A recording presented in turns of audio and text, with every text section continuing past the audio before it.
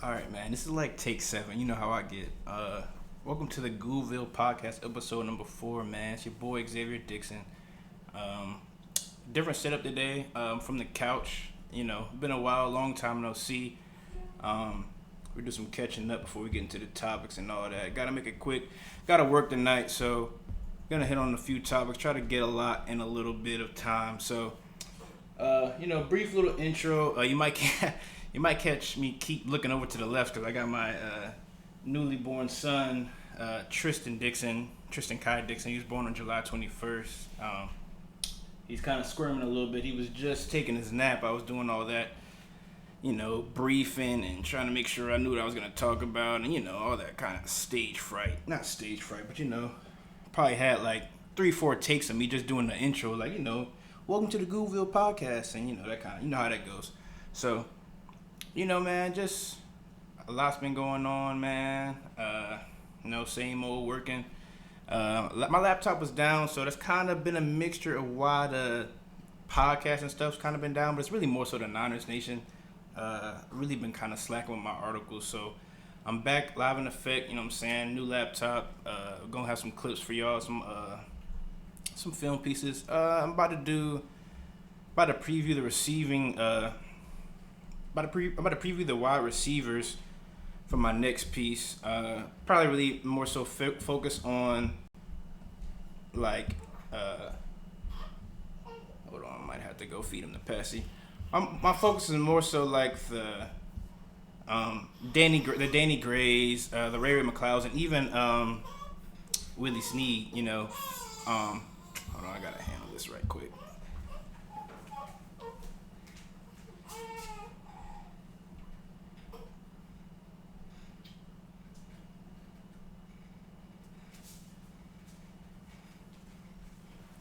Okay, the pacifier might buy me some time, but I might just have to reschedule this. But yeah, more so for the Danny Grays, Ray McLeod, the Juwan Jennings.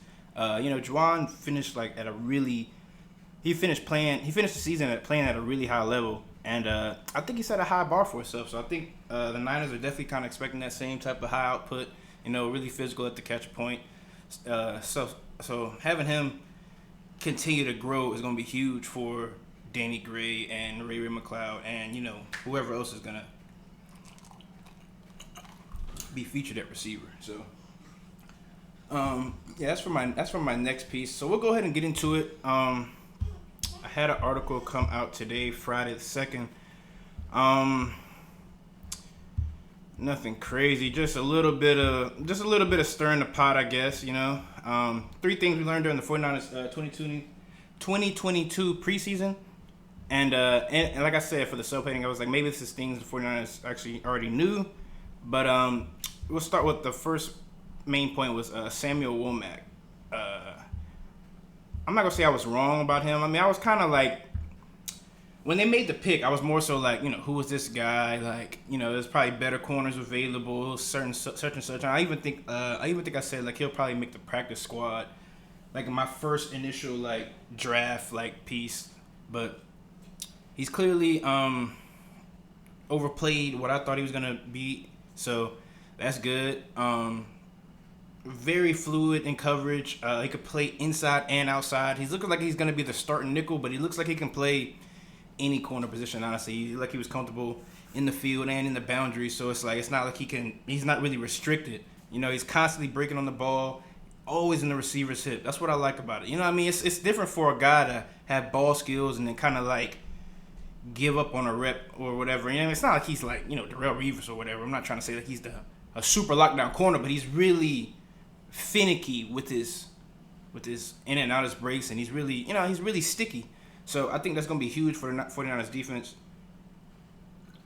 A defense that really already got bolstered from Charvarius Ward. I don't know if you want to call that bolstering or not, but I mean, Charvarius Ward, adding him was a solid piece. You already had Emmanuel Mosley, who's been solid the last 3 years.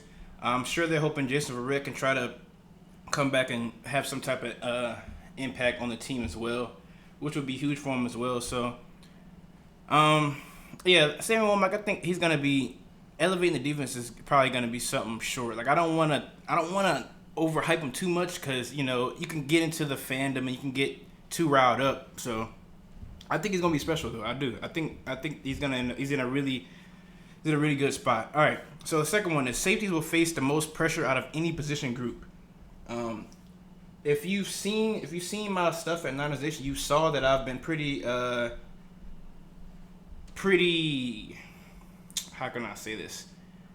Pretty critical of the safety group. I mean, I'll just go ahead and flat out say it. I was probably critical of the safety group last year, honestly, because Jaquiski Tartt has kind of pretty much been injured throughout his whole 49er tenure, so that was kind of like a blemish kind of going in last year. It probably wasn't as much as a worry as it was this year coming in, because Tartt was, at least Tartt was there on the roster. Like, you knew when he was available to play, you knew you had a pretty good player playing there. And it's not that I'm like super down on the safety group. I think the safety group is serviceable. Maybe. I don't know. You know what I mean? Like, we saw them their last game versus the Texans. I don't know how much stock you want to put in that. When the 49ers play the Bears, it's not like they're not gonna have a plethora of weapons to prepare for either. So I'm not gonna say they're it's nothing for them to worry about, but it's something that it'll probably have to iron itself out, I guess. Jimmy Ward is supposed to miss 4 weeks on IR, so that's a pretty major piece. I really was kind of I was kind of predicting that Jimmy Ward was going to kind of be an all-pro player this year, I really think he's really an all-pro caliber player, but he just doesn't get the turnovers to probably get the notoriety that he deserves. So, sorry. Trying to pull up the 49ers schedule. But yeah, so sorry, I'm kind of doing a lot right now. But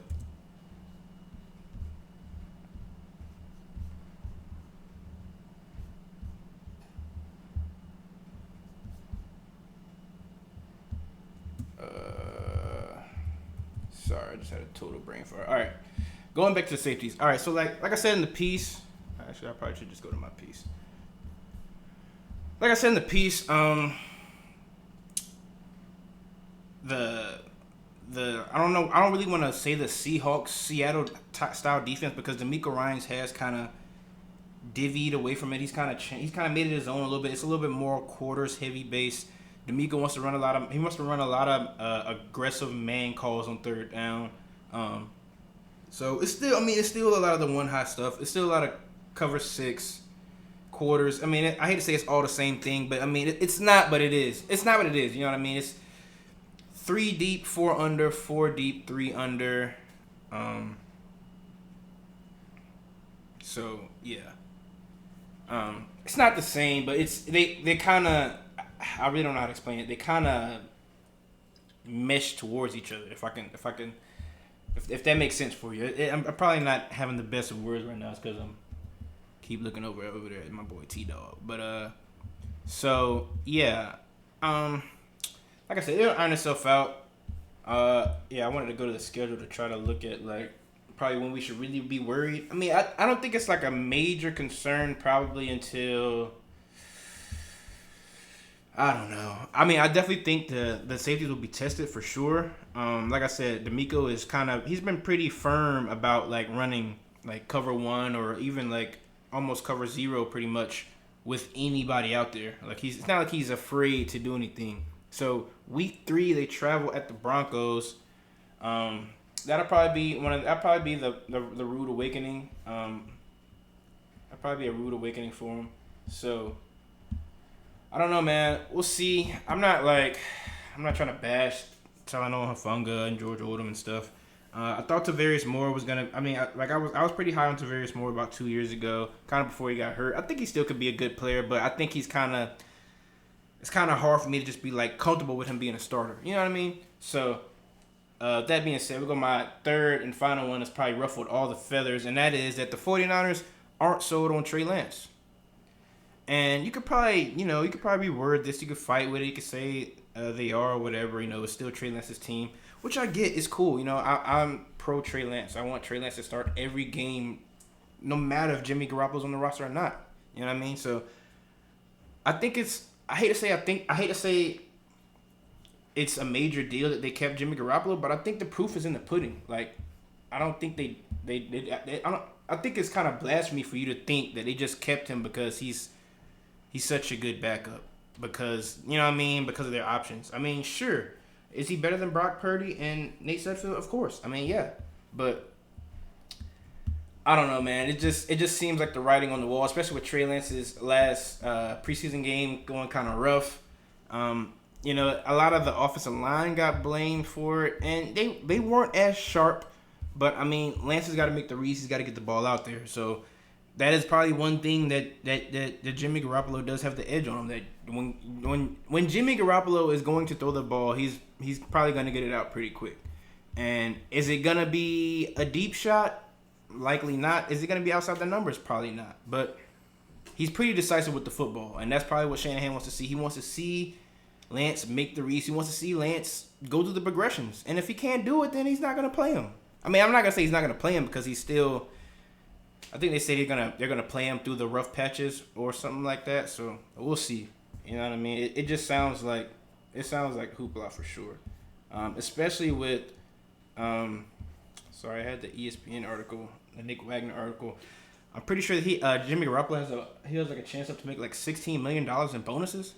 So it's definitely I think it's like even up to $500,000 per win or something like that. So it's definitely well written for Garoppolo to play in this contract.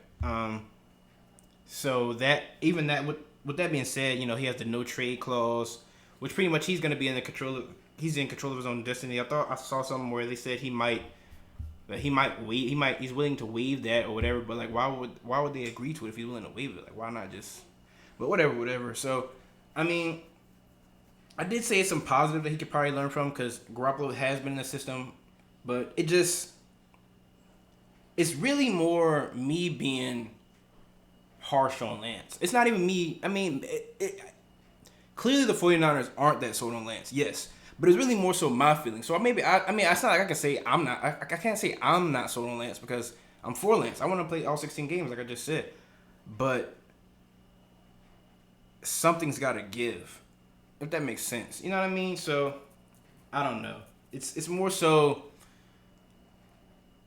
if it's hard to explain because they did restructure his contract, but it's more so if why have him on the roster if you know this guy is the guy? And it's not, I get it, banged up with injuries, whatever. I really don't even want to talk about this a lot because I feel like I'm just like painting them against each other. And I saw that in the comments of the article, of course. I mean, people are going to think I'm just going to like do that all season, which I probably will a little bit. Not gonna lie, I'm not just gonna like pin them up against each other. But if Trey Lance is playing bad, I'm gonna say he's playing bad. If Jimmy Garoppolo's getting in, I'm gonna say he's playing bad. It's not gonna be straight Lance versus Garoppolo, but I mean, Kyle Shanahan has put himself in a predicament, and he's got to get himself out of it. So, that being said, that's about it for the other three things. All right, let's get to it next. Because my son's probably about time for him to feed. All right, 53-man roster. I don't think anything was too crazy about it. I think probably mainly the main two shocking cuts. Obviously, the shocking cut was Trey Sermon and maybe Kamiko Toure. I thought Toure looked decent. And I think the first two preseason games, I think the last one he wasn't like too sharp. It's probably more of indicative of how he is in the run game, probably versus his pass rush upside. Cause I thought he had some decent pass rush upside. It's not like he was getting like sack after sack, but he was getting good penetration, and it seemed like he was able to use his length and athleticism at a constant and consistent pace. So, yeah. All right. So, offensive line, I don't think there was any shocks there. Trent Williams, Aaron Banks, Jake Brendel, Spencer Burford, Mike McGlinchey, Jalen Moore, Cole McKivitz, Nick Ziggley, and Daniel Brunskill. So, I don't think there was any shocks there. Defensive line, like I said, Toure might have been a shock. I was kind of shocked that Kerry Hyder made it, I guess, but I think they're banking on Hyder to be an inside and outside player. That's just what the Niners love to do. If you can't kind of be a tweener, it's like they almost don't want you to play edge. It's which is weird to me. Like Bosa is probably the only edge player that doesn't go inside. Maybe Ebicom, but I think Ebicom was going inside on third downs too. So I feel like it's like it's just kind of like a you have to be able to do it type thing when you're playing there. Linebackers, no shocker there either. Cornerbacks, no shocker either there. Maybe because they cut Darqueze Dennard earlier. Like I'm kind of late, so maybe because they cut Darqueze Dennard like weeks ago. Maybe that was kind of a shocker, but like that was a game Samuel Woolman got 2 picks, and it was more so like he was picked up right before the playoffs, right? He got picked up real late in the season, so maybe it wasn't like he wasn't a total commit. Hold on.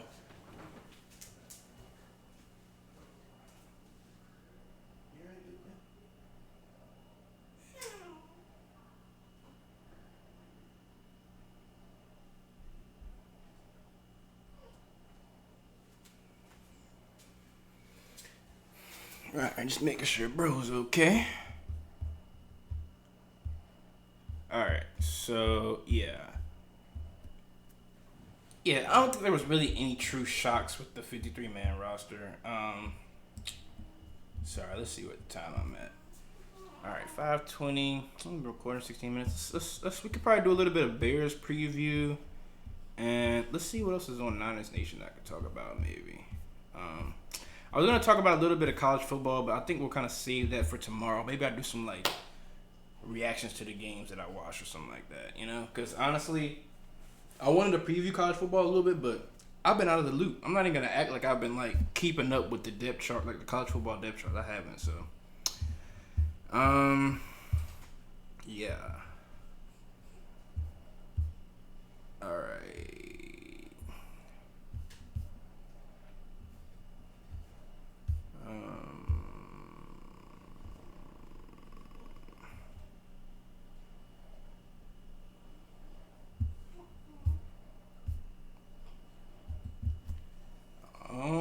You know what? Actually, I might just call it, cause I don't think I have anything else to talk about. Yeah. You know what? I'm just gonna like kind of fluff myself up here.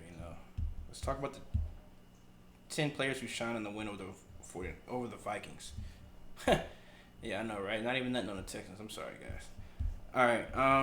Sorry. We could probably hit up the 4 biggest potential hurdles for Trey Lance too, because I think that's probably even more relevant now because Jimmy Garoppolo is on the roster and he kind of has to play the part to keep the QB1 role. I mean, they're not gonna just let him keep it. He might get like 1 or 2 rough games. I think outside of that, he's gonna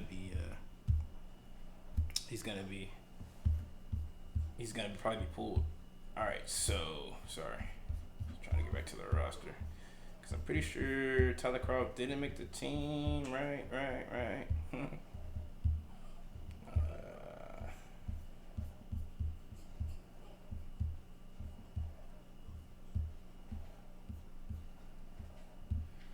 Okay, so really with the stock up, it's probably a bunch of stuff I already talked about. Well, Jordan Mason, man. Jordan Mason made the team. He might have a sleeper. I think he's gonna jump some. I think he's gonna jump some guys and probably maybe even be in RB2. That's just it's like my hot take sleeper pick for like San Francisco. I think like Jordan Mason may like be like I have a pretty big impact this year, which could be a reach or maybe could be the obvious. I don't know. So, that's really all I want to talk about from there. I think Drake Jackson. I probably talk a little bit about Drake Jackson. I think Drake Jackson had some flashes during the preseason. I think that was good. I'm not gonna lie. I think him being the pick at 61, I thought he was gonna kind of like make that jump into the starters and be kind of like an early impact player. But it's probably just some stuff he's got to do, polishing up, or maybe the Niners just don't want to fully unleash him yet. You know what I mean? They want him to kind of slow roll it, make sure he's comfortable, make sure he knows his keys and stuff like that. Because when you're in the wide nine, when you're heavy five, stuff like that, you're kind of vulnerable in a 4-3 defense because you don't always have that overhang linebacker kind of behind you and stuff like that. You kind of your run fit is a lot more. You got a little bit more responsibility in the run game, so I get that. But he's made some plays rushing the passer for sure.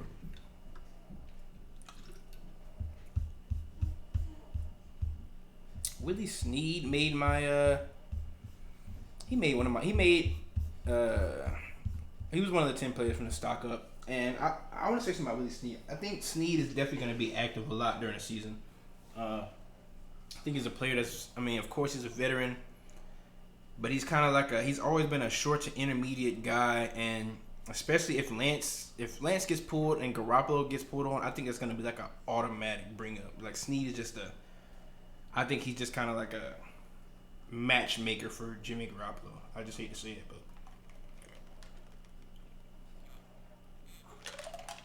so yeah, I think it's probably all I want to talk about from the stock up. Sorry, I'm just kind of trying to extend the pod at this point. I probably should have had more topics. I actually thought I did. Sorry, it's probably bad. So yeah, it's probably best that it's quick. All right, so we'll do the 4 biggest potential hurdles. Then we'll probably preview the Bears a little bit, and then I'll get up and wrap up. So 4 biggest potential hurdles on the schedule for Trey Lance. Sheesh, I did this in June. Golly. All right, so yeah, man. Like I said, I just brought up week 3. 49ers travel to Denver, play at Mile High Stadium with the high altitude and everything. I think it's gonna be pressure. Lance gets to try to avenge that second half start against in week 4 against the Seahawks last year, where he didn't play that good. There's no need to. I'm not gonna sugarcoat it. He didn't play that good. You know what I mean? I think he had some flashes, but it was kind of clear when you saw him play. It was kind of clear, like, oh, this is why he's not. You know what I mean? And it's you saw the upside, but it's just like it's the sharpening. It's the sharpening he's got to do. And with Shanahan's offense, everybody think it's so offense, but it's really advanced. It's really like so many levels and so much extra stuff to it that it's not like you can't just put anybody back there where they think that you can just put anybody back there and it'll have success. So after that, I think this the next week 4 versus the Rams at home, I think that's going to be a problematic matchup for sure because defending Super Bowl champs. I do think the Rams are going to regress a little bit. I don't think the defense is going to be that good. I do like Stafford. I'm a Stafford guy. I'm not gonna lie. He's kind of a ball winner. You know what I mean? Just one of those guys. Just got that dog in him a little bit. So, he kind of worries me a little bit. I think like him and Allen Robinson. I think he could probably try to revive Allen Robinson a little bit, which worries me a little bit. But outside of that, I don't think they're gonna be that good. I hate to say that. Let me recant that. But I want to say I'm not like totally scared of them, if that makes sense. Like I'm not just like, oh my gosh, the Rams. So.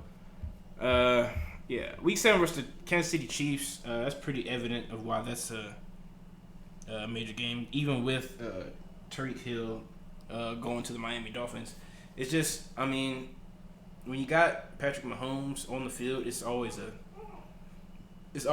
going to be eyes on him. It's always going to be attention brought to him. So, that's definitely going to be a game where they test the secondary, where they test the linebackers. They're going to test the whole defense, honestly. You know what I mean?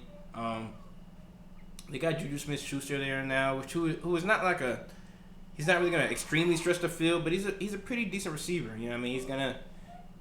He's gonna make the tough catches. He's willing to get hit, and he can kind of make some plays. So, and the last one is Week 14 versus Tampa Bay Buccaneers, which is home to where Tom Brady comes home. Hold on.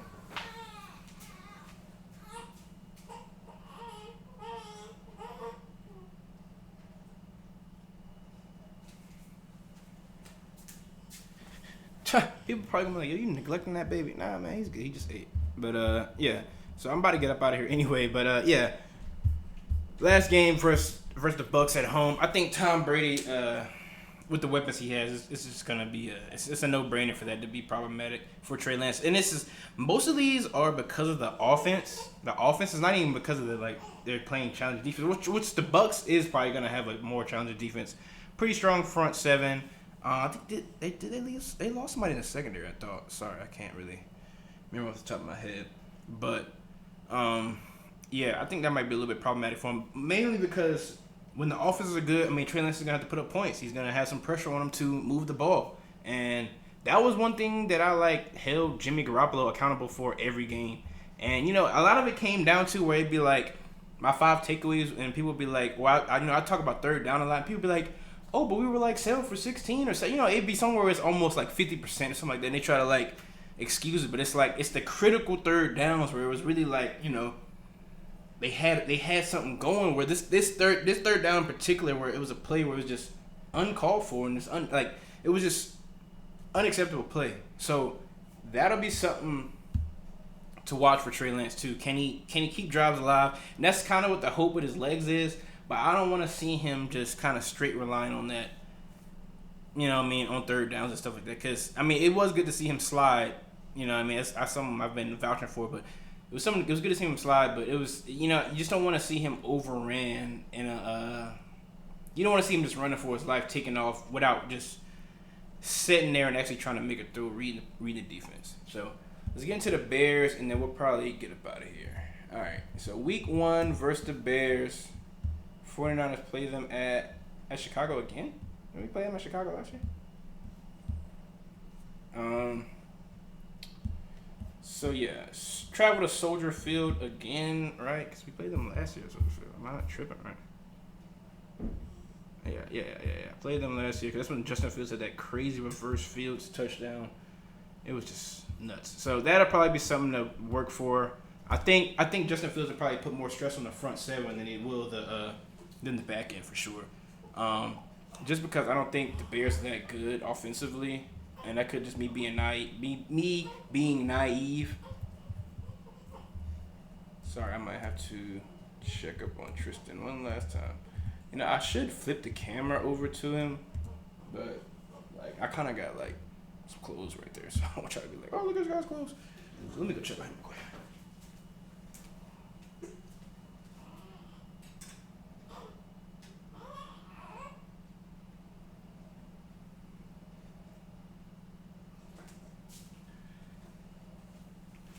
Alright, he's in the rocker. He's good. He just ate. He's fed, burped, whatever. He just kind of keep fighting with his pacifier. He's 6'3", so he can't really grab the pacifier and keep putting it in his mouth. So,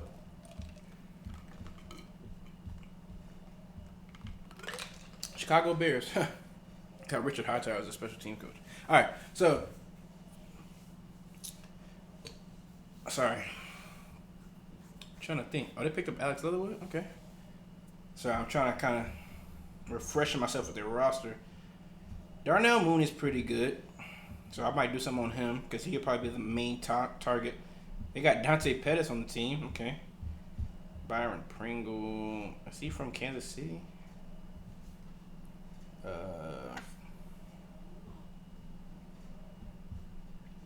Okay.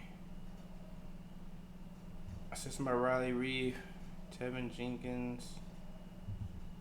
Cole Kmet, he's alright. Justin Fields pretty good. Sorry, I'm just trying to look at the roster so I can try to. Yeah, I hate to say it should be like a easy win or anything, but I just don't think the Bears are gonna have enough offensively to keep up with the 49ers. Which is to say, and I say that to say is that Kyle Shanahan should have a pretty good and strong game plan to attack this Bears defense, and which he probably will. It's just up to Trey Lance to make throws. Hopefully, we'll see a strong performance from him to try to hush the naysayers, which is me. I'm not really a naysayer, but it's when I say the 49ers aren't sold on Trey Lance, I guess I'm a naysayer. So I'll hold me accountable, no shame, whatever. So, all right. Sorry, I'm approaching 30 minutes. So I might just cut it because I don't want to lie to y'all and give y'all a bunch of stuff about the Bears and then y'all be like, but did you actually look at that? So let me do my research. I'm gonna get back in the lab, man. I'm gonna do the 49ers receiver preview. Like I said, I'm gonna talk about the. I mean, of course, I'm gonna kind of talk about the Brandon Ayuk, Deebo Samuel. You know, talk about the it guys, but I want to kind of focus on the smaller. Not the smaller guys, but the guys that's kind of trying to make their foot into the 49er offense. You know, maybe get some preseason plays, maybe get some plays from last year from them guys, trying to see what they're good at, what they struggle with, maybe even just something to see how they can be featured in the next season. So yeah, man, that's me, Xavier Dixon. Check your boy out on Instagram, Goobville919. I'm gonna try to start like uploading some like shorts and stuff up there. Try to like get my interaction and engagement up. I don't really know how to work that stuff, but we'll get it up, man. It's good talking to y'all. Hopefully y'all get some likes and subscribes, some comments. Let me know what y'all want to hear, man. It's about to be week 1. I got some time before week 1 if y'all got any 49ers topics or any other team you want me to talk about, you know what I'm saying? Just let me know something, man. It's your boy checking out. I hope to hear from y'all soon.